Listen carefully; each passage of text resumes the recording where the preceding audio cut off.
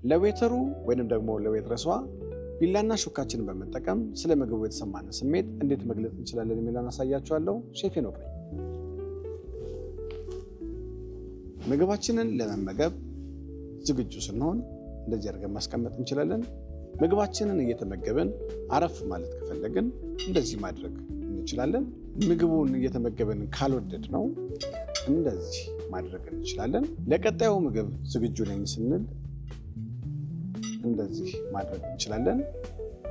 ቅሬታ አለኝ፣ ኮምፕሌን አለኝ የምንል ከሆነ ደግሞ እንደዚህ አድርገን ማስቀመጥ እንችላለን። ሰርቪሱ ወይንም ደግሞ የተሰጠኝ አገልግሎት በጣም ደካማና አልወደድኩትም ካልን ደግሞ እንደዚህ ማድረግ እንችላለን። በጣም ቆንጆና የሚጣፍጥ ነው ካልን ደግሞ እንደዚህ ማድረግ እንችላለን። በስተመጨረሻ ጨርሻለሁ ስንል ደግሞ